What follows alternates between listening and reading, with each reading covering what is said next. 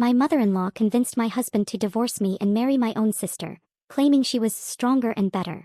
I was devastated and left to rebuild my life. Years later, at a grand party I hosted, they walked in smiling, until they saw my husband. The man whose presence turned their faces pale. Susan raised her champagne glass at our monthly family dinner and made an announcement that changed everything. "I'm so proud to welcome Margaret as my new daughter-in-law. Logan made the right choice for his future." I sat frozen as 20 family members turned to stare at me, their faces a mixture of pity and uncomfortable silence. Apparently, everyone knew about my husband's engagement to my sister except the wife he was still legally married to. The crystal champagne flute slipped from my numb fingers, shattering against the hardwood floor of Susan's dining room. The sound cut through the heavy silence that followed her words. Logan sat 3 seats away from me, his eyes fixed on his plate, unable to meet my gaze. Margaret, radiant in a navy dress I had helped her pick out last month, wore the diamond ring I now recognized as the one Logan had supposedly returned to the jeweler after deciding it wasn't quite right for me. "Susan," Uncle Robert's voice carried a warning tone as he glanced between me and the happy couple. "Perhaps this conversation should happen privately." My mother-in-law waved him off with the same dismissive gesture she used when anyone questioned her decisions. "Nonsense. Family should celebrate together. Mia understands this is what's best for everyone involved." The words seemed to come from underwater. I understood nothing. 4 hours earlier, Logan had kissed me goodbye before leaving for what he claimed was a business meeting. He had mentioned dinner at his mother's house, suggesting I arrived directly from my photography session with the Henderson family. Nothing in his behavior had suggested he was planning to end our marriage in front of 24 relatives. My throat felt constricted as I looked around the table at faces I had considered family for 4 years. My cousin Sarah avoided eye contact entirely. Logan's brother Michael shifted uncomfortably in his seat. Even my own parents, seated near the far end of the table, wore expressions of resignation rather than shock. The realization crashed over me with devastating clarity. They all knew. Every single person in this room had been informed of this decision except me. How long? The question escaped before I could stop it, my voice barely above a whisper. Margaret reached across the table to touch Logan's hand, the gesture possessive and deliberate. "We've been talking for months, Mia. About everything. About compatibility, about goals, about what we want from life." Her voice carried the patient tone she used when explaining complex business concepts to clients she considered intellectually inferior. "Talking." I repeated the word, testing its weight. "Is that what we're calling it?" Logan finally raised his eyes to meet mine. The man who had promised to love me through better and worse, who had held me through my father's heart surgery and celebrated every small victory in my photography business, now looked at me as if I were a problem to be solved rather than a wife to be cherished. "Mia, you have to understand. This isn't about hurting you. It's about being honest about what we both need." His words carried the rehearsed quality of someone who had practiced this conversation multiple times in front of a mirror. Margaret and I share the same drive, the same ambition. We push each other to be better. The implication hung in the air like smoke. I was not someone who pushed him to be better. My photography business, which I had built from nothing through evening and weekend shoots while maintaining a full-time job to support our household, was apparently evidence of my lack of ambition. The sacrifices I had made to ensure he could pursue his MBA without financial stress were forgotten, dismissed as insufficient compared to whatever Margaret offered. Susan nodded approvingly, as if Logan had recited the correct answer to a test question. "Margaret made partner at her consulting firm this year. She's building something substantial. Success recognizes success." Her gaze swept over me with barely concealed disdain. "Some people are content with hobbies. Others build empires." The casual cruelty of reducing 4 years of marriage and my professional aspirations to a hobby struck me with physical force. I gripped the edge of the table to steady myself, my knuckles white against the dark wood. Around us, dinner continued as if nothing extraordinary had occurred. Forks clinked against plates, wine glasses were refilled, and quiet conversations resumed at the far end of the table. My sister's hand remained on Logan's arm, her engagement ring catching the light from the chandelier above. I recognized the setting now. It was similar to the one I had admired in a jewelry store window downtown 6 months ago, the one Logan had dismissed as too expensive and impractical. Apparently it was only impractical when intended for me. "When is the wedding?" I asked, surprised by the steadiness of my own voice. "We haven't set a date yet," Margaret replied, her smile sharp as broken glass. "We wanted to handle the practical matters first. Logan's lawyer says the divorce can be finalized quickly if both parties are cooperative." The divorce. Papers that had been drawn up and filed while I was editing photos from last weekend's wedding shoot, blissfully unaware that my own marriage was being dissolved by committee. I wondered how many of these family dinners had been planning sessions, how many conversations had centered around the logistics of dismantling my life. Caroline had tried to warn me last month. My best friend had mentioned seeing Logan at an upscale restaurant during her lunch break, noting that he seemed deep in conversation with someone she couldn't identify from her distant table. When I mentioned it to Logan, he explained it as a business meeting with a potential client. Now I understood the client had been Margaret, and the business they were conducting was my replacement. The room felt impossibly small despite its generous dimensions. The faces around Susan's antique dining table blurred together as I struggled to process the magnitude of what had just occurred. My husband of 4 years had announced his engagement to my sister in front of our combined families, treating our marriage as a minor inconvenience to be addressed through proper legal channels. I stood slowly, my chair scraping against the hardwood floor with a sound that seemed to echo through the sudden silence. Every eye in the room focused on me, waiting to see how I would respond to this carefully orchestrated humiliation. "Congratulations," I said finally, my voice carrying across the room with surprising clarity. "I hope you'll be very happy together." The words felt foreign on my tongue, but they were the only ones that seemed appropriate for a woman who had just discovered her entire life had been reduced to a footnote in someone else's love story. I walked to my car in the cool October air, my congratulations still echoing in my mind like a cruel joke I had told at my own expense. The parking lot gravel crunched beneath my heels as I fumbled for my keys, my hands trembling with adrenaline I couldn't release. Behind me, the warm glow from Susan's dining room windows cast long shadows across the pavement, and I could hear the muffled sounds of conversation resuming inside. Life moving forward without missing a beat. The drive home passed in a blur of streetlights and stop signs. Our apartment felt different when I stepped inside, as if the furniture itself had been rearranged to accommodate secrets I was only now beginning to see. I sat on our couch, still wearing my good dress and heels, staring at the framed photos lining our mantelpiece. 4 years of carefully documented happiness. Our wedding day, vacation trips, holiday celebrations with both families. Every smile now felt like evidence of my own naivety. Logan's phone buzzed on the coffee table where he had left it that morning. The screen lit up with a text preview from Margaret. "Can't wait to start planning. Call me when you get home." The casual intimacy of the message, the assumption that her needs would take priority over whatever conversation he might need to have with his current wife, struck me with fresh humiliation. When Logan finally returned home 3 hours later, he found me exactly where he had left me, still staring at that phone. He moved through our space differently now, with the careful distance of someone who had already mentally packed his belongings. His eyes swept over me without the warmth I had grown accustomed to over 4 years of marriage. "We should probably talk about logistics," he said, settling into the armchair across from me instead of joining me on the couch as he would have done just that morning. The word logistics reduced our marriage to a business transaction requiring orderly dissolution. I studied his face, searching for traces of the man who had once stayed up all night helping me edit wedding photos when my computer crashed, who had surprised me with my favorite coffee every morning for 6 months after my father's heart surgery. That person seemed to have been replaced by someone who spoke in corporate terminology about the end of our shared life. "How long have you been planning this?" I asked. Logan's fingers drummed against the armrest, a nervous habit he had developed during his MBA program. "It's not about planning, Mia.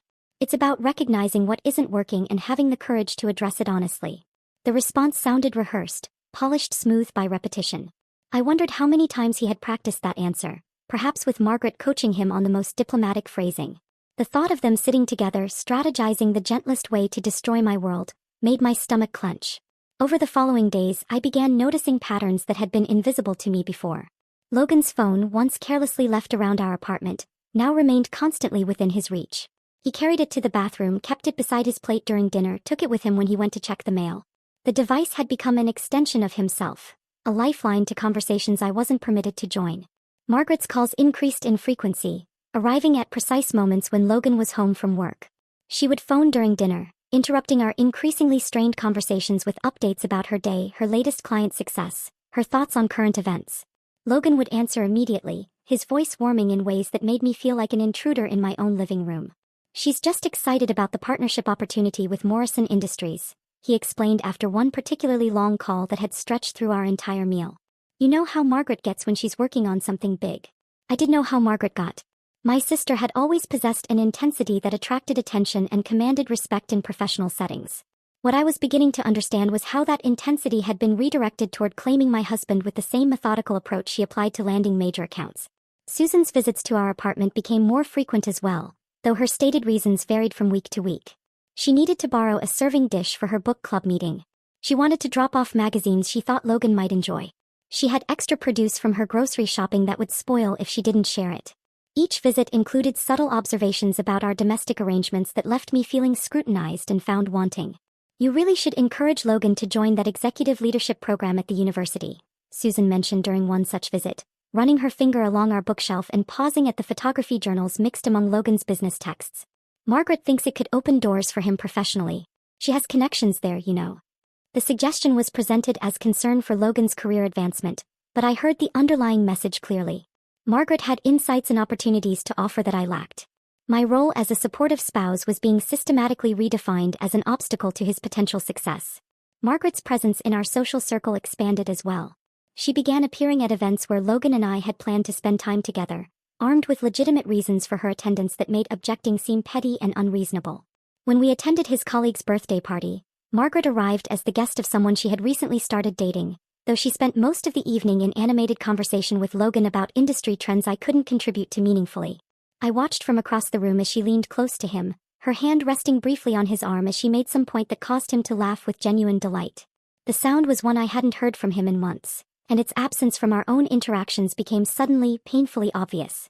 "Your sister certainly knows how to work a room," Logan's colleague David commented following my gaze. "She mentioned she's been helping Logan with some networking opportunities. Smart of him to leverage family connections."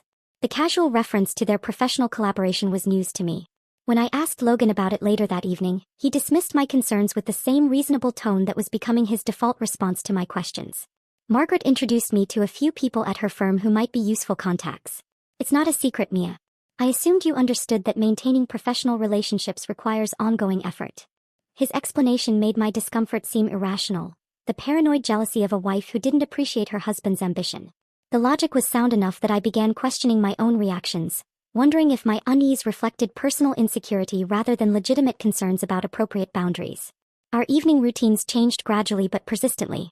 Logan replaced our usual practice of watching movies together with educational documentaries that Margaret had recommended, programs focused on business innovation and entrepreneurial success stories.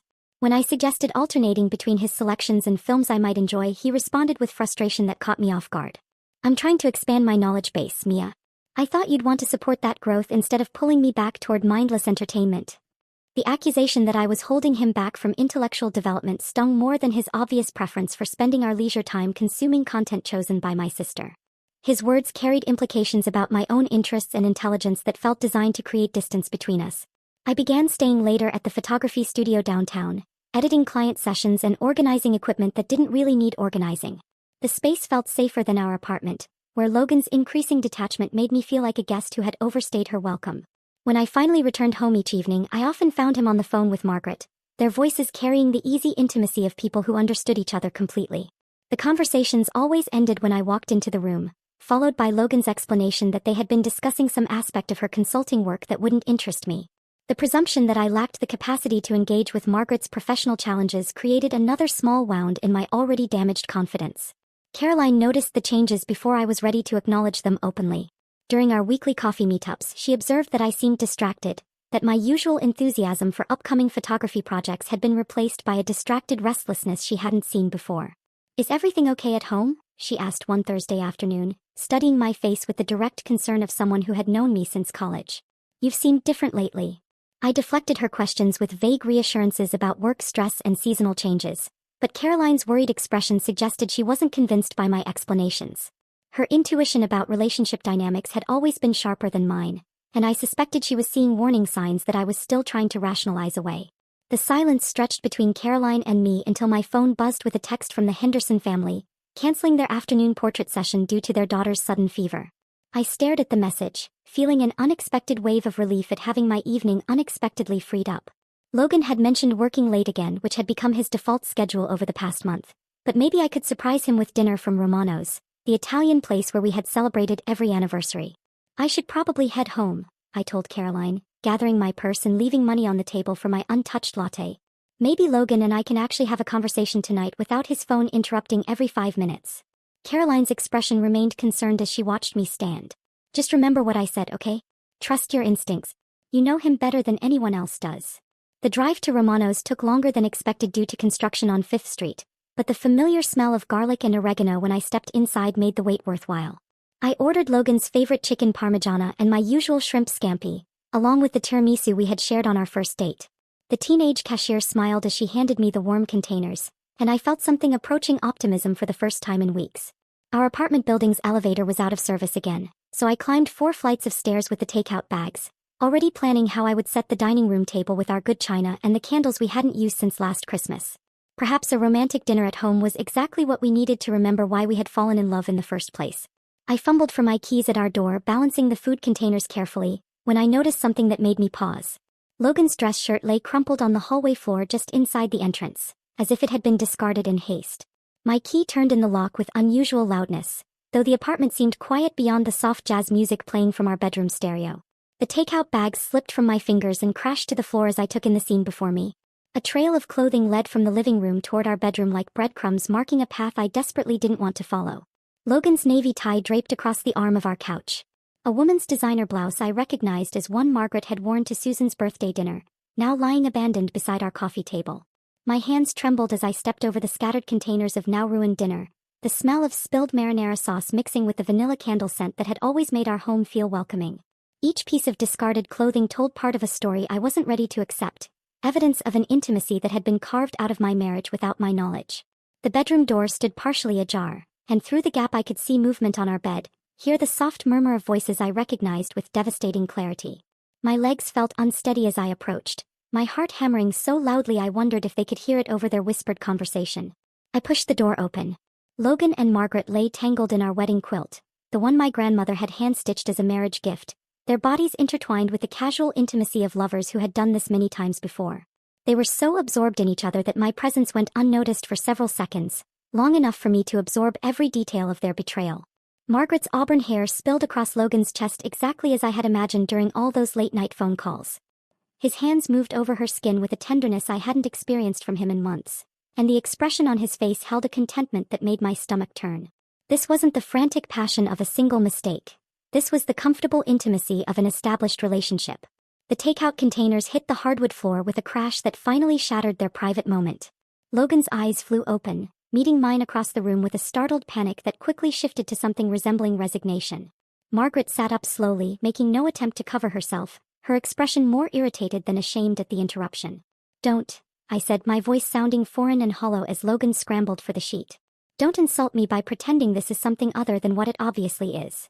Margaret reached for her phone on the nightstand with the casual confidence of someone who had been expecting this moment. "We should probably call Susan," she said to Logan, as if I weren't standing there watching my marriage dissolve in real time. "She'll want to know that everything's out in the open now." The casual reference to his mother's involvement confirmed what I had been trying not to believe.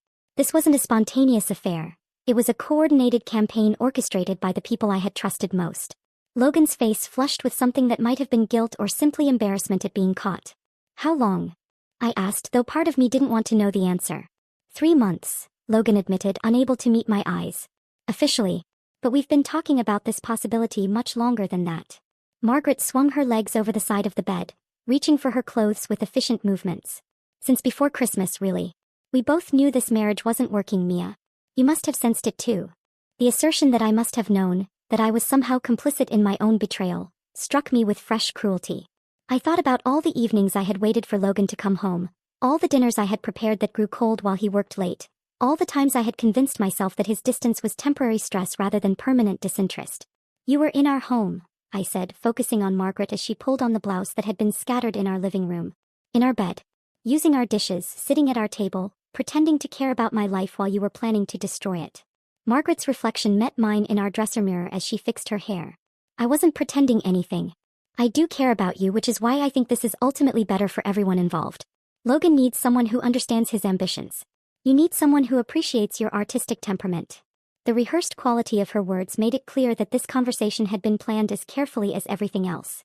Logan nodded along with her explanation, and I realized that they had discussed how to handle my inevitable discovery, had prepared responses to my predictable questions and objections. "Does Susan know you're here tonight?" I asked. Logan's silence answered my question before Margaret spoke. "She's having dinner with the Morgans. We thought it would be better to handle this privately before involving family." The consideration for his mother's comfort while destroying my life revealed the true hierarchy of relationships in Logan's mind. I was the obstacle to be managed, not the wife whose feelings deserved consideration. The realization settled over me like cold water, washing away the last remnants of hope that this could somehow be repaired. "I want you both out of my apartment," I said, surprised by the steadiness of my own voice. Margaret was already gathering her remaining belongings. Logan's things are mostly packed. We can come back for the furniture later this week when you're at work. The efficiency of their planning struck me as almost impressive in its thoroughness.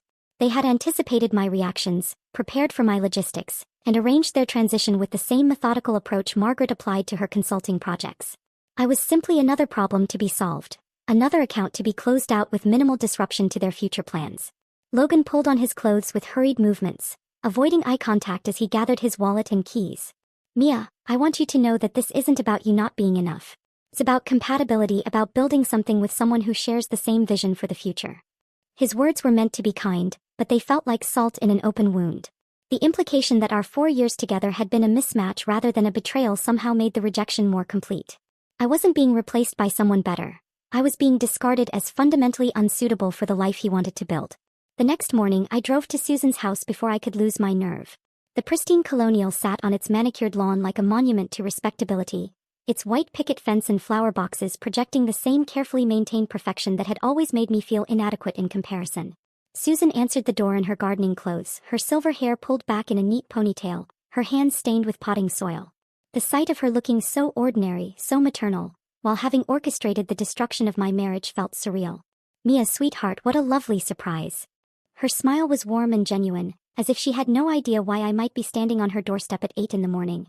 I followed her into the kitchen where she had been arranging fresh orchids in a crystal vase, the same ritual I had witnessed countless times during family visits.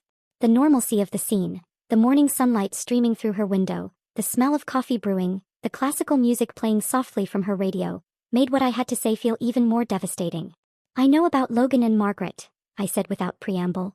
Susan's hands stilled on the orchid stems, but her expression remained composed. I see. And how are you feeling about everything? The question was asked with the same concerned tone she might use to inquire about a minor disappointment, as if my husband's infidelity with my sister was comparable to a rained-out picnic or a cancelled vacation. Her lack of surprise confirmed that she had been fully aware of their relationship long before I discovered it. How am I feeling? I repeated, my voice rising despite my attempts to remain calm. I feel betrayed. By my husband, by my sister, and by you. Susan sighed and turned to face me fully, her expression shifting to one of patient explanation.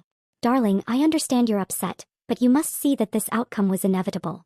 Logan and Margaret are simply better suited for each other. They share the same drive, the same ambitions. They push each other toward greater success.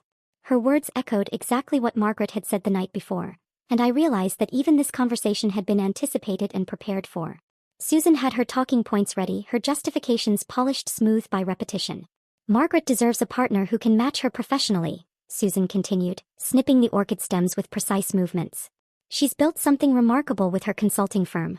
She needs someone who can be her equal, not someone who will hold her back. The implication that I was the type of person who held others back rather than supported their growth felt like a physical blow. Susan's assessment of my worth was delivered with the casual cruelty of someone discussing the weather, her tone suggesting that my pain was an unfortunate but necessary casualty of a larger plan. You orchestrated this, I said. You made this happen. Susan set down her gardening shears and looked at me with something approaching pity. I simply created opportunities for them to recognize what was already there. Logan has always been attracted to strength and ambition. Margaret has always been the achiever in your family.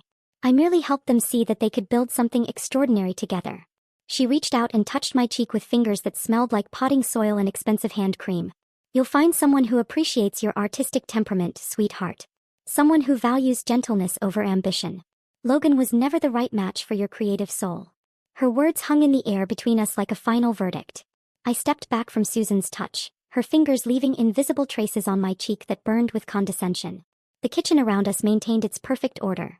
Spotless countertops, precisely arranged orchids, classical music providing a soundtrack to my personal devastation. Everything in its proper place except my life, which had been systematically dismantled by the woman standing before me. I need to go, I said, turning toward the door before she could offer any more wisdom about my creative temperament or suggestions for finding someone more suitable. The drive back to the apartment felt surreal. I passed the coffee shop where Logan and I had shared weekend mornings, the bookstore where we had browsed together just last month, the park where we had walked our neighbor's dog when she was out of town. Every familiar landmark now felt like evidence of a life I had been living in ignorance, moments of happiness built on foundations that had been cracking beneath my feet. Our parking space stood empty. Logan had apparently removed his car sometime during my confrontation with Susan, leaving behind only an oil stain on the concrete and the faint tire tracks of his hasty departure. I climbed the stairs to our fourth-floor apartment, keys heavy in my hand, dreading what I would find inside. The living room had been picked clean of his presence.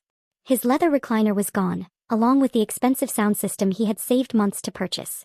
The bookshelf held gaps where his business texts and biographies had been removed, leaving my photography books and novels looking lonely and scattered. Even his coffee mug, the navy one with his company logo that had lived beside the kitchen sink for 2 years, had disappeared. I walked through each room cataloging the absences. His clothes were gone from our closet, though he had left behind the ties I had given him for birthdays and Christmas. The bathroom counter held only my toiletries. His electric razor and cologne bottles vanished without a trace. Our shared spaces had been surgically separated, as if 4 years of marriage could be divided with the efficiency of a business dissolution. Caroline arrived within an hour of my call, carrying a bottle of wine and a determined expression. She surveyed the apartment with the sharp eye of someone who had predicted this outcome months before I was ready to see it coming. "He took the good dishes," she observed, opening kitchen cabinets to reveal the everyday plates and bowls we had received as wedding gifts. "But he left you the china your grandmother gave you." The selective removal of items felt deliberate, another small cruelty in a series of calculated wounds. Logan had taken what he could use in his new life while leaving behind anything that carried emotional weight or family significance. I was left with memories disguised as household objects, reminders of a relationship that had apparently meant more to me than to him. "What do you need from me?" Caroline asked, settling onto the couch with her wine glass and fixing me with the direct gaze that had made her such an effective crisis counselor in her day job. I looked around the apartment that no longer felt like home, at the furniture Logan had chosen and the artwork he had selected, at the life we had built together that now felt like a stage set for someone else's play. Everything here carried his preferences, his vision of what our shared life should look like. I realized I couldn't remember the last time I had chosen something significant for our home, couldn't identify a single room that reflected my tastes rather than his. "I need to pack," I said. "But not for your guest room. I think I need to leave Philadelphia entirely." Caroline nodded as if she had been expecting this decision. "Where will you go?" The question caught me off guard because I hadn't thought beyond the need to escape. I walked to our living room window and looked out at the city skyline, at the lights of apartments filled with other people's lives and other people's choices. Philadelphia had been my home for 28 years, but it felt contaminated now by the systematic destruction of everything I had believed about my place in the world. "Denver," I said suddenly, the name emerging from some deep place in my consciousness. "I did a destination wedding there last year, remember? The mountains, the clean air, all those coffee shops and art galleries. Nobody there knows me as Logan's wife or Margaret's sister or Susan's inadequate daughter-in-law." Caroline raised her glass in a mock toast. "To Denver, then. And to finding out who Mia really is when she's not trying to be perfect for people who don't deserve her." We spent the evening sorting through my possessions with ruthless efficiency. 4 years of shared life condensed into boxes that would fit in my car, plus a few larger items Caroline offered to store in her basement until I could arrange for professional movers. I kept my photography equipment, my books, the china from my grandmother, and clothes that felt authentically mine rather than chosen to project the image of a successful executive's wife. The hardest decisions involved items that carried mixed memories. The coffee maker we had received as a wedding gift, which had brewed thousands of cups for hurried mornings and lazy weekends. The throw pillows I had selected for our first apartment, back when Logan had still asked for my opinion on decorating choices. The photo albums filled with pictures of family gatherings where I had felt included and valued, not knowing I was actually being evaluated and found wanting. "Take what makes you happy," Caroline advised when I hesitated over a ceramic vase Logan's mother had given me for my birthday. "Leave behind anything that comes with strings attached or makes you question your worth." The vase went into the donation pile along with most of the wedding gifts from Logan's side of the family. I realized that keeping those items would mean carrying reminders of people who had never truly accepted me, who had been quietly supporting my replacement long before I knew I was being replaced. By midnight, my entire adult life in Philadelphia had been reduced to 8 boxes and 3 suitcases. The apartment looked hollow and impersonal, like a rental property between tenants. I walked through each room one final time, saying goodbye to the space where I had believed I was building a future with someone who loved me. In the bedroom, I sat at the small desk where I had edited client photos and managed my business finances. The surface was clear now except for a single piece of stationery and a pen. I had been planning to leave a long letter explaining my feelings, detailing the pain they had caused, articulating the betrayal I felt at their calculated manipulation of my life. Instead, I found myself writing just 3 words: "Watch me succeed." The simplicity of the message felt more powerful than any lengthy accusation could have been. It was both a promise to myself and a challenge to them, a declaration that their assessment of my potential would prove to be dramatically incorrect. I folded the note and left it on Logan's pillow, in the spot where his head had rested beside mine for 4 years. Caroline helped me load the final boxes into my car as dawn broke over the Philadelphia skyline. The October morning carried the crisp promise of changing seasons, and I felt something shift inside my chest as I closed the trunk on the last remnants of my old life. "You don't have to do this alone," Caroline said, hugging me beside my packed car. "I can drive out with you, help you get settled." I appreciated the offer, but something inside me needed to make this journey solo. The drive to Denver would give me 12 hours to process what had happened and begin imagining what came next. For the first time in months, I would have complete control over my environment and my choices, no one else's preferences or opinions to consider. "I'll call you every day," I promised, settling into the driver's seat and adjusting the mirrors. "And you can visit once I find a place and figure out what I'm doing with my life." The highway stretched ahead of me like a ribbon of possibility, leading away from everything familiar and toward a future I would have to create entirely from scratch. My savings account held 3 months of careful accumulation, money I had been setting aside for a vacation Logan and I had planned to take for our 5th anniversary. Now it would fund my escape and my new beginning instead. As Philadelphia disappeared in my rearview mirror, I felt the weight of 4 years of trying to be someone else's vision of the perfect wife lift from my shoulders. The woman driving toward Denver was still figuring out who she was, but she was finally free to make that discovery on her own terms. The extended stay hotel in Denver smelled of industrial cleaning products and recycled air, but the small room belonged entirely to me. I sat on the edge of the bed surrounded by hastily packed belongings and set a timer on my phone for 10 minutes. For 10 minutes I would allow myself to grieve for the marriage I thought I had, the family I thought had accepted me, the life I thought I was building. I would cry for the woman who had tried so hard to be perfect that she had forgotten who she actually was. When the timer chimed, I wiped my face with a hotel tissue and opened my laptop. Denver was a city of possibilities and I had work to do. The laptop screen glowed in the dim hotel room light as I opened another job search website, my fingers cramping from hours of typing the same information into application after application. The digital clock in the corner showed 2:17 a.m., but sleep felt impossible when my bank balance reminded me that hope was a luxury I couldn't afford much longer. 34 days had passed since I arrived in Denver with 3 months of savings and unshakable determination. The determination remained, but the savings had dwindled with alarming speed.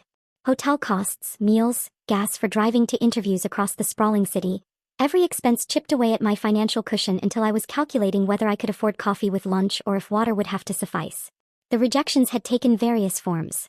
Some companies never responded to my applications.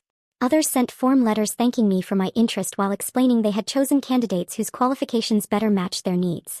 A few granted interviews that began promisingly before ending with polite dismissals and suggestions to keep in touch about future opportunities that we both knew would never materialize. The morning of day 35 arrived gray and drizzling, Denver's mountains obscured by low clouds that matched my mood. I had 2 interviews scheduled, one at a law firm seeking a receptionist, another at a marketing company looking for an administrative coordinator. Both positions paid less than my photography business had generated in Philadelphia, but pride was another luxury I could no longer afford. The law firm interview lasted 12 minutes. The managing partner, a stern woman with silver hair pulled into a severe bun, looked over my resume with barely concealed skepticism. "Your background is quite artistic," she observed, as if creativity were a character flaw. "This position requires someone who understands the importance of precision and discretion. Photography involves a very different skill set from legal administration." I left that office feeling smaller than when I had entered, my confidence eroding with each subtle dismissal of my capabilities. The bus ride to Pinnacle Marketing Solutions took 40 minutes through Denver traffic, giving me time to practice responses to questions I anticipated about my career transition and employment gap. The marketing company occupied 3 floors of a gleaming office building downtown, its lobby decorated with award certificates and campaign posters for clients I recognized from national advertising. Other candidates sat in the waiting area, all appearing more polished and professional than my thrift store blazer and carefully repaired shoes could manage. Their designer handbags and confident postures spoke of career trajectories that had never included sleeping in extended stay hotels or choosing between groceries and gas. Jennifer from Human Resources appeared with a clipboard and an apologetic expression that made my stomach clench. "Miss Hartwell, thank you so much for coming in today. I'm afraid there's been a development regarding the administrative coordinator position." The familiar weight of another rejection settled over my shoulders before she continued speaking. I had grown accustomed to this particular dance. The polite setup, the careful explanation, the suggestion that perhaps another opportunity might arise in the future when their needs better aligned with my background. "The position has been filled internally," Jennifer continued, confirming my expectations. "However, Mr. Cross wondered if you might consider interviewing for a different role that just became available. Executive assistant to one of our creative directors. The salary is comparable and there might be more growth potential given your background in visual arts." The unexpected pivot caught me off guard. After weeks of rejections and closed doors, someone was offering an alternative rather than simply showing me the exit. I nodded agreement before fully processing what the position might entail, desperation overriding caution in my decision-making process. Jennifer led me through a maze of workstations and conference rooms buzzing with activity. Employees clustered around computer monitors displaying colorful graphics and marketing campaigns, their conversations filled with terminology I didn't recognize but found intriguing. The creative energy reminded me of photography studios where I had worked during college, spaces where ideas took visual form through collaborative effort. We stopped outside a corner office where papers covered every available surface. Campaign mock-ups were taped to walls alongside mood boards filled with color samples and typography examples. Coffee cups in various stages of emptiness occupied desk space between folders and notebooks, creating organized chaos that somehow felt purposeful rather than overwhelming. Nathan Cross, the man behind the desk, introduced himself, rising to shake my hand with genuine warmth. He appeared to be in his mid-30s, with dark hair slightly tousled from running his fingers through it and intelligent eyes that suggested someone who noticed details others might miss. His dress shirt was wrinkled and his sleeves rolled up, giving him the appearance of someone more focused on work than appearance. "I apologize for the mess," he said, gesturing around his office with a slight smile. "We're preparing presentations for 3 major clients this week, and my previous assistant decided yesterday was an excellent time to relocate to Portland without notice." The casual way he referenced his staffing crisis made me suspect he possessed the kind of calm demeanor that remained steady during workplace emergencies. I settled into the chair across from his desk, noticing that he moved several campaign layouts to make space for our conversation rather than simply clearing everything away. "Your resume indicates a background in photography," Nathan observed, studying the document I had printed at the Hotel Business Center that morning. "What draws someone with visual arts training to marketing administration?" The question was direct but not judgmental, offering me space to explain my situation without feeling defensive about my career transition. I could have constructed a diplomatic response about seeking new challenges or exploring different industries. Instead, something about his straightforward manner encouraged honesty I hadn't expected to share. Because rebuilding sometimes requires completely erasing the blueprint of your previous life and designing something entirely new, I heard myself say. The words surprised me with their raw honesty, revealing more about my circumstances than any prepared answer would have conveyed. For a moment, I worried that my candor had eliminated any chance of employment, that my personal struggles were inappropriate topics for a job interview. Nathan nodded thoughtfully, his expression suggesting understanding rather than concern. "I know something about fresh starts," he said simply. "Sometimes the most interesting career paths emerge from unexpected detours." His response contained no probing questions about my past or requests for details I wasn't prepared to share. Instead, he outlined the position requirements with the same matter-of-fact approach he had used to acknowledge my honesty. Long hours during campaign development periods, coordination with clients and vendors, management of schedules that changed frequently based on project demands. "The work can be demanding," he warned. "Advertising operates on tight deadlines, and creative projects rarely proceed according to original timelines. You might find yourself staying late to ensure presentations are ready for morning meetings or coordinating with team members across different time zones." The prospect of demanding work felt reassuring rather than intimidating. I needed structure and purpose to rebuild my sense of professional competence, challenges that would prove I was capable of more than my former family had believed. The salary he mentioned would cover basic living expenses while allowing me to save toward moving out of the hotel and into proper housing. "I'm not afraid of hard work," I assured him, "and I learn quickly when given clear direction." Nathan hired me that afternoon, pending reference checks and standard background verification. Walking out of Pinnacle Marketing Solutions with actual employment felt like emerging from underwater after holding my breath for too long. The drizzle had stopped while I was inside, leaving the sidewalks gleaming and the mountain peaks visible again through clearing clouds.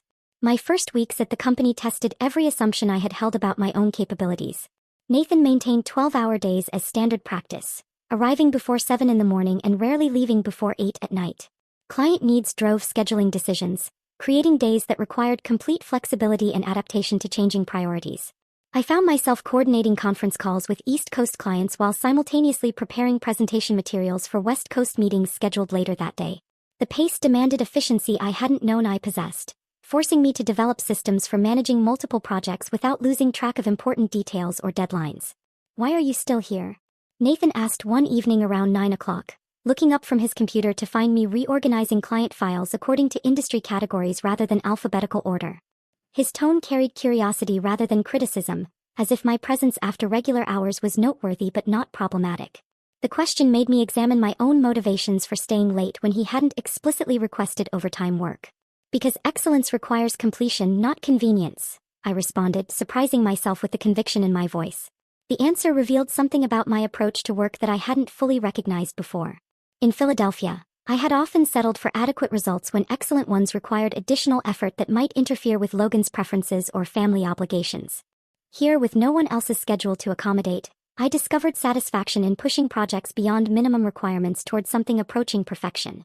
Nathan began insisting I take proper lunch breaks rather than eating sandwiches at my desk while working. He would appear at my workstation around noon with jacket in hand, announcing that we were going to explore Denver's food truck scene or try a new cafe he had discovered during weekend wandering. These excursions became unexpected bright spots in demanding workdays. Away from the office environment, Nathan revealed interests that had nothing to do with advertising campaigns or client management. He collected vintage guitars and spent weekends visiting music shops, searching for instruments with particular tonal qualities or historical significance. Most people assume marketing is entirely about manipulation, he said one afternoon over Vietnamese sandwiches from a truck parked near the office building. But the best campaigns tell authentic stories that connect with genuine human experiences. It's creative problem-solving disguised as commercial communication.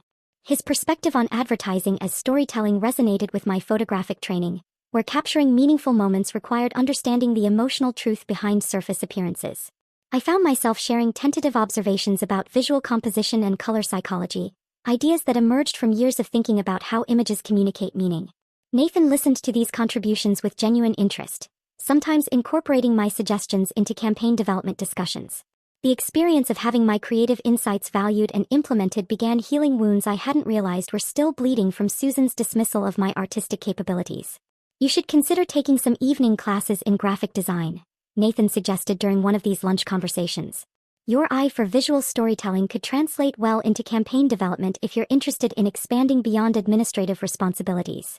The suggestion planted seeds of possibility I hadn't allowed myself to consider since leaving Philadelphia. Perhaps this detour into marketing could become more than temporary employment while I rebuilt my photography business. Perhaps I could develop new skills that would create opportunities one couldn't yet imagine. These daily conversations with Nathan provided something I hadn't experienced in years: professional dialogue based on mutual respect rather than family obligation or marital duty. He never pressed for personal details about my past, but his consistent encouragement began restoring confidence that had been systematically undermined by people who claimed to love me. The work itself demanded growth that stretched capabilities I had never tested. Client presentations required organization skills beyond anything photography had taught me. Managing Nathan's schedule while coordinating with external vendors developed negotiation abilities I didn't know I possessed. Each successfully completed project built evidence of competence that contradicted everything Susan had said about my lack of ambition and drive. 3 months into employment at Pinnacle Marketing Solutions, I realized I was no longer the same woman who had fled Philadelphia in heartbreak and confusion. The person emerging from this experience possessed strengths that had been dormant during 4 years of trying to be the perfect wife for someone who had never truly seen me clearly. The realization that I had become someone entirely different from the woman who had arrived in Denver 8 months earlier crystallized during a particularly challenging week in late spring.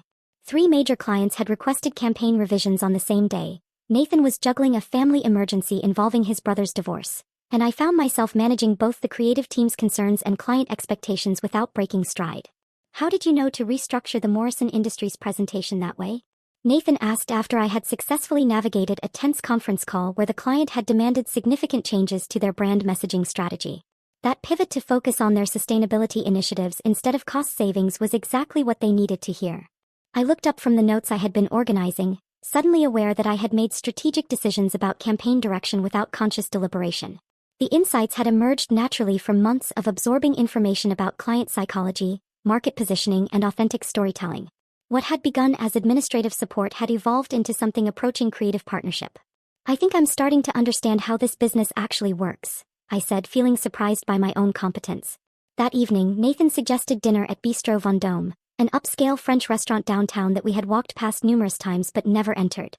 The elegant atmosphere felt different from our usual casual meals at food trucks and neighborhood cafes, and I wondered if the invitation carried significance beyond celebration of our successful client management. Nathan waited until after we had ordered wine and appetizers before pulling a manila folder from his briefcase and placing it on the white tablecloth between us. The document inside appeared to be a formal business plan, complete with financial projections, market analysis, and organizational charts. I've been developing this concept for almost 2 years, he began, his voice carrying an excitement I rarely heard during our workplace conversations. A boutique creative agency that specializes in authentic brand storytelling for emerging companies. Clients who get overlooked by traditional agencies because they're too small or too unconventional. As I read through the proposal, I recognized ideas we had discussed during our lunch conversations, strategies that had emerged from our collaborative work on recent campaigns. The business model focused on long-term partnerships with clients who valued creative integrity over mass market appeal. Companies that needed sophisticated marketing support but couldn't afford the premium rates charged by established agencies. The financial projections look solid, I said, studying the carefully calculated startup costs and revenue expectations. You've clearly thought through every aspect of this venture. Nathan leaned forward across the small table, his expression becoming more intense. I want you to be my partner in this. Not as my assistant but as creative operations director. Equal ownership, shared decision-making authority, your name on the door alongside mine. The proposition caught me completely off guard. During my months at Pinnacle Marketing Solutions, I had begun to recognize capabilities I hadn't known I possessed, but I had never imagined that Nathan viewed me as potential business partner material. The opportunity represented validation of my professional growth that went far beyond anything I had experienced in Philadelphia. That's an enormous risk, I managed, my pulse quickening as I considered the implications. Starting a business requires capital I don't have, and I'm still learning the industry fundamentals. You understand people and systems in ways that can't be taught, Nathan replied. You have instincts about client needs and project management that most people develop only after years of expensive mistakes. The technical knowledge can be acquired, but genuine insight and integrity are much rarer qualities. The conversation continued through dinner and into the evening as we walked through downtown Denver discussing logistics, potential challenges, and shared vision for what the agency could become. Nathan's confidence in my abilities felt both thrilling and terrifying, representing an opportunity to build something meaningful while risking the financial security I had worked so hard to establish. 2 weeks later, I gave notice at Pinnacle Marketing Solutions and signed partnership papers for Cross Hartwell Creative, named for both our contributions to the venture's development. The decision felt simultaneously rational and completely insane, but something deep inside me recognized this as the opportunity one had been unconsciously preparing for since leaving Philadelphia. Our transition from colleagues to business partners proceeded smoothly, but the emotional shift that accompanied our professional evolution surprised us both. Extended evenings spent reviewing marketing strategies gradually evolved into conversations about personal histories, career aspirations, and the unexpected paths that had brought us together. Nathan shared details about his father's expectations that he join the family law practice, and his decision to pursue marketing despite parental disappointment. I found myself cautiously revealing fragments of my own story: the photography business I had abandoned, the marriage that had ended in betrayal, the family dynamics that had driven me to seek complete reinvention in a new city. You don't talk about your past very often, Nathan observed one evening as we worked late preparing a presentation for a sustainable clothing company. But when you do, I get the sense that whoever you were before Denver didn't get the recognition they deserved. His gentle observation created space for me to share more than I had intended. I found myself describing my photography work, the satisfaction I had discovered in capturing meaningful moments for clients who trusted me with their most important celebrations. Nathan listened without judgment, occasionally asking questions that revealed genuine interest in my creative process rather than polite curiosity. The first time he kissed me, we were standing outside our rented office space on an October evening when the first snow of the season began falling around us. We had been discussing client acquisition strategies when the conversation shifted to more personal topics, and suddenly his hand was touching my face with gentle certainty. Neither of us mentioned the kiss the following day, both concerned about complicating our fragile business partnership with romantic complications. We maintained professional boundaries during office hours, but the awareness of changed dynamics colored every interaction with new possibility and nervousness. When it happened again a week later, we could no longer pretend it was mere impulse driven by seasonal atmosphere and late-night proximity. The attraction had been building through months of shared meals, collaborative problem-solving, and gradually increasing emotional intimacy. This could complicate everything we're building, I warned during a conversation that finally acknowledged what was happening between us. Or it could be the foundation for something even more meaningful, Nathan replied with the same optimistic pragmatism he applied to business challenges. Our courtship developed along unconventional lines that reflected our shared priorities and mutual caution. Strategy sessions evolved into romantic dinners when we discovered restaurants that served both excellent food and quiet atmosphere conducive to discussing campaign development. Research trips to study successful brands in other markets became weekend getaways that combined professional learning with personal exploration. We maintained privacy about our relationship from clients and investors, determined to establish credibility as serious professionals before revealing the personal dimensions of our partnership. Nathan understood my need to prove that I deserved respect based on competence rather than romantic association, and his patience with my emotional walls created safe space for healing I hadn't known I needed. The process of learning to trust someone again felt like rehabilitation from an injury I hadn't recognized as serious. Nathan never demanded more information about my past than I was prepared to share, never pushed for emotional intimacy that felt premature or overwhelming. His consistent reliability in small matters built foundation for believing his promises about larger commitments. Our first major disagreement occurred 8 months into both our business partnership and romantic relationship, when a potential client requested campaign concepts that would have required compromising our commitment to authentic storytelling. Nathan wanted to decline the project immediately, while I argued for finding creative solutions that might satisfy both client needs and our principles. The argument revealed different approaches to professional ethics and risk management, but also demonstrated our ability to work through disagreements without damaging either our business or personal relationship. We developed conflict resolution strategies that strengthened rather than threatened our various partnerships. 18 months after founding Cross Hartwell Creative, we were reviewing quarterly financial projections in my apartment living room when Nathan made an observation that changed everything again. We were both wearing weekend clothes, sweatpants, and old t-shirts, surrounded by spreadsheets and budget documents that reflected our company's steady growth. "Marry me," he said suddenly, looking up from a cash flow analysis with expression of absolute certainty. The proposal was delivered without elaborate preparation or romantic staging, just authentic recognition of what we had built together and confidence in what we could create as fully committed partners. The spontaneous nature of the moment felt more meaningful than any carefully orchestrated romantic gesture could have been. "People will say we're moving too quickly," I said, though my heart had already provided its answer. "I've never been more confident about anything in my life," Nathan replied, setting aside the financial documents to focus entirely on my response. "We've already proven we can build something extraordinary together. This is just making it official." His certainty about our partnership felt both exhilarating and stabilizing, offering the security of someone who had seen me at my most vulnerable and most capable, who valued both aspects equally. The man proposing marriage in my living room wasn't seeking someone to complete him or fix his problems. He was choosing a partner who complemented his strengths while bringing unique capabilities to their shared endeavors. The conversation that followed covered practical considerations about combining our personal and professional lives more completely, but also deeper questions about the kind of partnership we wanted to create. Neither of us had interest in traditional marriage roles that might diminish our business collaboration or individual growth. "I want someone who challenges me to be better while accepting who I am right now," I said, trying to articulate what I had learned about healthy relationships through painful contrast with my previous marriage. "That's exactly what I want too," Nathan agreed, pulling me closer on the couch where we had been working. "We're already doing that for each other. Marriage would just be acknowledging what's already true." The proposal felt like natural evolution rather than dramatic change, recognition of partnership that had been developing through months of shared challenges and mutual support. This man who had seen me rebuild my life from nothing and contributed to that transformation was offering permanent alliance based on genuine knowledge of who I had become. 6 years had transformed our lives in ways I could never have imagined during those early days of uncertainty in Denver. Cross Hartwell Creative had grown from a 2-person startup operating out of my apartment to a respected agency employing 43 people across 3 offices. The acquisition by Mediavance Corporation had elevated Nathan to Chief Creative Officer of their Authenticity division, while I had assumed the role of Chief Operations Officer, overseeing our expanded portfolio of sustainable brands and socially conscious companies. Our success had provided material comforts that felt almost surreal compared to my extended stay hotel beginnings. The house Nathan and I shared in Cherry Creek featured floor-to-ceiling windows that framed the Rocky Mountains, a photography studio I had designed for weekend projects, and a kitchen where we hosted dinner parties for clients and friends who valued both professional achievement and personal authenticity. That Tuesday morning began like countless others, with Nathan reviewing industry publications over coffee while I organized my calendar for meetings with potential acquisition targets.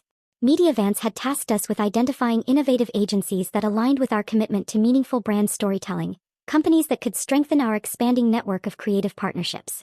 "You might want to see this," Nathan said, sliding the latest issue of Marketing Today across our breakfast table. The magazine fell open to a page of industry news briefs, small headlines announcing personnel changes, merger completions and business developments.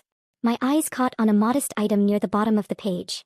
"Hartwell Consulting faces closure after failed merger." The name struck me with unexpected recognition. Margaret's consulting firm, the business she had built with Logan after their marriage, was apparently dissolving under the weight of overambitious expansion and mounting debt. The brief article mentioned client departures, failed acquisition attempts, and staff reductions that had reduced the once promising company to a shell of its former ambitions. "I didn't realize you still followed news from Philadelphia," I said, attempting casualness while my heart rate increased slightly.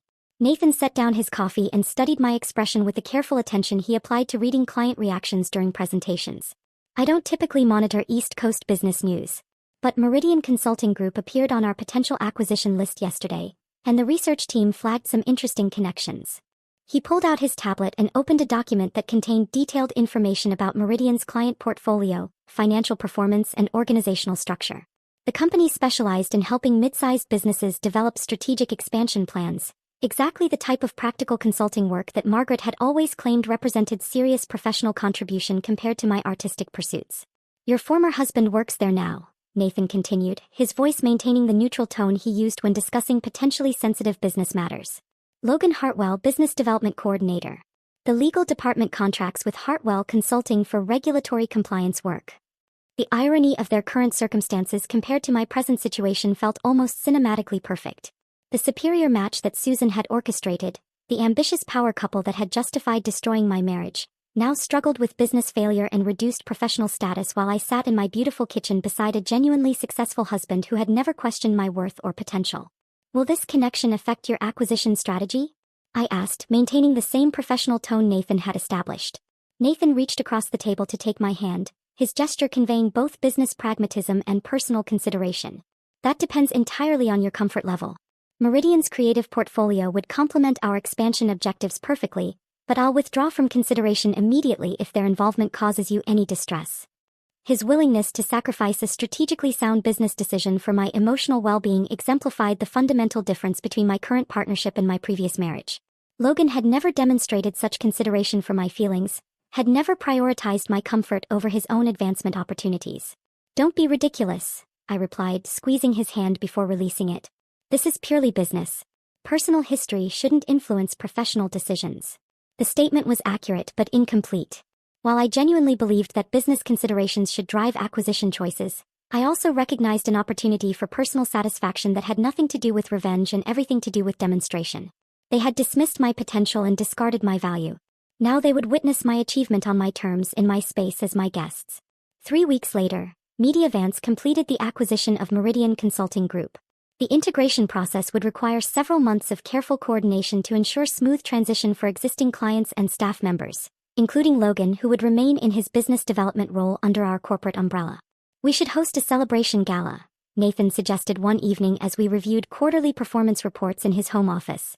"Something that commemorates the acquisition while showcasing our expanded capabilities to investors and potential clients." The suggestion aligned perfectly with our standard practice of marking significant business milestones through carefully orchestrated events that reinforced our brand identity while strengthening professional relationships.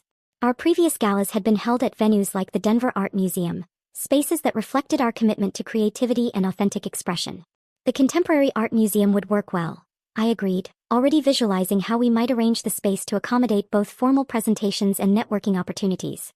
Nathan looked up from his computer with an expression that suggested he was considering additional possibilities. "We should probably invite key stakeholders from Philadelphia as well. Representatives from Meridian's client base, associated consulting firms, people who can help ensure smooth integration of their East Coast operations." The proposal felt like destiny presenting itself in the form of standard business protocol. Including Meridian's professional network in our celebration would demonstrate Mediavance's commitment to maintaining established relationships while introducing Eastern clients to our expanded capabilities. The fact that this would require inviting Logan, Margaret, and potentially Susan was simply an unavoidable consequence of thorough stakeholder management. "That makes strategic sense," I replied, maintaining appropriate professional detachment while internally recognizing the perfect symmetry of the situation. The guest list development took several days of careful coordination with Meridian's management team to ensure we included all relevant parties. Logan's name appeared among Meridian employees who would attend as representatives of our newly acquired subsidiary. Margaret would likely accompany him as his spouse, given that such events typically included +1s for married staff members. Most surprisingly, Susan's name emerged during discussions of Philadelphia's consulting community leadership. Her involvement with several professional organizations and her influence within the city's business establishment made her inclusion both logical and unavoidable if we wanted to make meaningful connections with East Coast decision-makers. The RSVPs arrived gradually over the following weeks. Business associates and investors confirmed their attendance with brief notes expressing enthusiasm for celebrating our continued expansion. Meridian employees responded with appropriate professional courtesy, acknowledging the significance of the occasion while maintaining suitable formality. Then came the responses from my former life. Logan's acceptance arrived through standard corporate channels, his name appearing on the list of Meridian representatives who would attend to facilitate introductions between Eastern and Western client bases.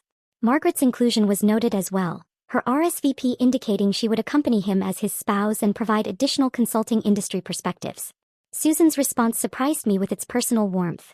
Rather than the formal acknowledgement I had expected, she sent a handwritten note expressing genuine excitement about reconnecting after so many years and congratulating Nathan and me on our remarkable success. Her words suggested she had researched our company's growth and reputation, that she understood the significance of what we had built together. As the gala approached, I found myself paying unusual attention to details that would normally be handled by our events coordinator. The menu selection, the floral arrangements, the lighting design, the musical entertainment, every element needed to reflect both Mediavant's corporate sophistication and Cross Hartwell's creative authenticity. The dress selection became particularly significant. After visiting several boutiques, I found an elegant sapphire gown that projected exactly the right combination of professional authority and personal confidence. The color complemented my complexion while the cut suggested success without ostentation, power without intimidation. Standing before my bedroom mirror the night before the event, I realized that I was no longer preparing to confront my past or prove my worth to people who had underestimated me. The woman reflected in that mirror had already proven everything that needed proving, had built a life and career that required no external validation. Nathan appeared in the doorway, adjusting his bow tie while observing my preparations with the appreciative attention he had maintained throughout our relationship. "Ready to show Philadelphia what they missed?" he asked, though his tone suggested he understood that my motivations had evolved beyond such simple satisfaction. "Ready to celebrate what we've accomplished," I corrected, turning from the mirror to face the man who had seen my potential when I couldn't recognize it myself. "And to demonstrate the kind of partnership that creates rather than diminishes." The Contemporary Art Museum would provide the perfect backdrop for this reunion, its modern architecture and innovative exhibitions reflecting the forward-thinking approach that had defined both our business philosophy and our personal relationship. Tomorrow evening, Logan, Margaret, and Susan would enter our world as guests, witnessing firsthand the empire built on authenticity rather than manipulation, partnership rather than competition. I no longer needed their approval or acknowledgement, but I would certainly enjoy their recognition of what they had been too short-sighted to imagine possible. The transformation from discarded wife to successful executive represented more than professional achievement. It demonstrated the power of authentic partnership, the strength that emerges when someone sees your true potential and commits to helping you realize it fully. Tomorrow would provide the perfect opportunity to showcase that transformation, not as revenge, but as evidence of what becomes possible when you refuse to accept other people's limited vision of your worth. The evening arrived with crisp October air that carried the promise of early snow in the mountains. The Contemporary Art Museum had transformed into something magnificent under our events team's careful direction. Innovative lighting systems cast dynamic patterns across the modern architecture, while strategically placed installations showcased both artistic excellence and technological sophistication. Every detail reflected the values that had driven our company's success: authenticity, innovation, and respect for creative vision. Nathan and I arrived 30 minutes before the official start time to conduct final reviews with the catering staff and ensure that presentation materials were properly positioned. I wore the sapphire gown with confidence that felt entirely natural, no longer the costume of someone pretending to belong but the uniform of someone who had earned her place through demonstrated competence. "Ready for this?" Nathan asked, adjusting his tie while surveying the elegant space that would soon fill with investors, clients, and colleagues who had become genuine friends over the years. "More than ready," I replied, feeling a calm certainty that surprised me with its completeness. Guests began arriving promptly at 7 o'clock. Mediavant's executives mingled with local business leaders, while our creative team introduced portfolio highlights to potential clients who had traveled from across the region.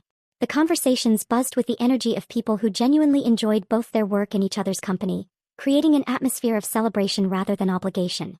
I spotted them immediately when they entered the main gallery 20 minutes later. Susan led the way, wearing a conservative black dress that projected traditional elegance while surveying the crowd with the calculating gaze of someone assessing unfamiliar territory. Margaret and Logan followed slightly behind, both appearing uncertain as they searched for familiar faces among the assembled guests. Their pause near the entrance revealed more than they probably realized. These were people accustomed to being recognized and welcomed at social events, who typically commanded immediate attention and deference. Here they were simply 3 more guests among 200 attendees, notable only to the woman who had once lived under their judgment and found it wanting. I continued my conversation with Denver's economic development director about sustainable business practices, allowing them time to orient themselves while demonstrating my comfort and authority within this environment. When they eventually approached our group, I noticed Susan's practiced smile falter momentarily as she processed the scene before her. "Mia," she said, embracing me with theatrical warmth that felt both familiar and hollow. "You look absolutely radiant. This is quite an impressive gathering." "Susan," I responded with genuine courtesy, accepting her greeting without the defensive tension that might have characterized our interaction years earlier. "Thank you for making the trip. I'm pleased you could join us for this celebration." I turned to include Nathan in the conversation, extending my hand toward him with natural ease. "This is my husband, Nathan Cross." Margaret stepped forward immediately, her smile sharp with professional calculation. "Chief Creative Officer Nathan Cross," she clarified, extending her own hand while her eyes assessed both his appearance and demeanor. "Your reputation in the industry precedes you. I've followed your company's expansion with considerable professional interest." The automatic correction revealed that Margaret had researched our backgrounds thoroughly before attending, seeking advantages or angles that might prove useful in future interactions. Her approach remained fundamentally transactional, viewing every relationship through the lens of potential benefit or strategic positioning.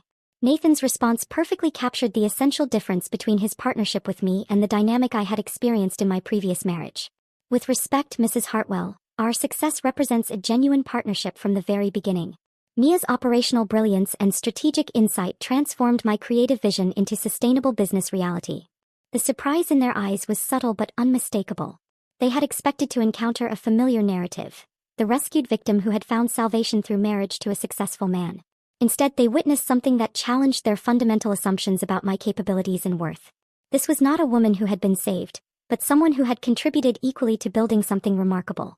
Logan introduced himself with obvious discomfort, his posture rigid as he shook Nathan's hand. "Logan Hartwell, Business Development at Meridian Consulting." "Yes, we're quite familiar with your position," Nathan replied with professional courtesy. "Welcome to our corporate family. We're looking forward to integrating Meridian's expertise with our expanded service offerings." The words carried no malice or condescension, but they established the new reality with unmistakable clarity. The man who had abandoned me for someone supposedly superior now reported to the organizational structure I had helped create. Margaret stood beside him not as the favored sibling who had claimed her rightful prize, but as the spouse of a mid-level employee in the business empire I had built from nothing. Throughout the evening, I remained aware of their presence without allowing it to diminish my engagement with other guests. They moved through the crowd with obvious uncertainty, lacking the natural connections and established relationships that would have made networking effortless. I watched them struggle to initiate meaningful conversations while I found myself continuously approached by colleagues, clients, and community leaders who sought my input on various professional matters. Nathan's welcome address began after dinner service concluded. He spoke eloquently about authentic creativity, sustainable business practices, and the importance of building enterprises that valued substance over superficial metrics. His presentation included recognition of key team members who had contributed to our growth, with particular acknowledgement of my role in developing the operational systems that had enabled our expansion. Then came the announcement that transformed the evening's significance entirely. Nathan outlined Mediavant's acquisition of Meridian Consulting Group, explaining how the partnership would strengthen our ability to serve clients across broader geographic markets. Logan was specifically mentioned as someone who would help facilitate relationships between our Eastern and Western client bases, his name highlighted on the presentation screen while 200 attendees applauded politely. The power dynamic could not have been illustrated more clearly. The career trajectory that Susan had orchestrated as superior to my artistic pursuits had culminated in Logan becoming a supporting player in the enterprise I had co-founded. Margaret's consulting expertise, once positioned as evidence of her greater ambition and capability, now operated within the shadow of my company's acquisition strategy. Susan found me during the reception period that followed Nathan's presentation, champagne flute in hand and expression carefully composed. "I always knew you possessed remarkable potential, Mia," she stated with the confidence of someone rewriting historical narrative. "You had such untapped capabilities even during your marriage to Logan." Her attempt to claim prescient recognition of my abilities felt both pathetic and irrelevant. The woman standing before me had systematically undermined my confidence and orchestrated my marriage's destruction, yet now sought credit for capabilities she had actively discouraged. "Did you?" I asked with mild curiosity rather than accusation. I recall rather different assessments of my potential during that period. Susan waved her hand dismissively, as if previous conversations had been merely strategic motivation rather than genuine evaluation. A mother-in-law sometimes must provide challenging perspective to encourage growth. Margaret needed confidence and support. You required different forms of encouragement. Her explanation transformed deliberate cruelty into caring guidance, reframing manipulation as wisdom that I had simply been too immature to appreciate. The revisionist interpretation might have wounded me years earlier, but now it merely revealed the depth of self-deception required to maintain her sense of moral superiority. Margaret approached our conversation with Logan trailing reluctantly behind, both appearing ready to conclude their obligatory social interaction and return to more comfortable territory. "Your husband is undeniably impressive," she acknowledged with grudging respect. "The way he commands professional attention and respect. You've certainly elevated your circumstances significantly." The backhanded compliment contained familiar implications about my success being primarily reflective of my husband's achievements rather than my own contributions. Margaret remained unable to conceive of partnership that didn't involve one person diminishing the other, success that didn't require someone else's failure. "We've accomplished remarkable things together," I corrected gently. "That's the fundamental nature of authentic partnership. Each person's strengths complement and amplify the other's capabilities. Perhaps something worth considering in your own professional and personal arrangements." Margaret's expression hardened at the subtle suggestion that her own relationships might benefit from similar examination. Logan looked away entirely, unable to maintain eye contact while processing the implicit critique of their marriage and business partnership. The dynamic between them revealed strain that hadn't been visible during their confident dismantling of my previous life. They had achieved everything they claimed to want, yet something essential was missing from their apparent success. The victory they had celebrated so thoroughly had proven hollow in ways they were still discovering. Hours later, after the final guests departed and cleanup crews began restoring the museum to its normal configuration, Nathan and I sat in our kitchen sharing leftover dessert directly from the catering containers. The evening had concluded exactly as planned, with new business relationships established and existing partnerships strengthened through celebration of our continued growth. "How do you feel about tonight?" Nathan asked, studying my expression in the soft light from our pendant fixtures. "Grateful," I realized, the word emerging with surprising certainty. "Genuinely grateful for everything that brought us to this point." He raised an eyebrow with gentle curiosity. "Even the painful parts?" "Especially the painful parts," I confirmed, reaching across our granite countertop to take his hand. Standing there tonight, watching them navigate our world as guests rather than gatekeepers, I didn't feel vindicated or superior.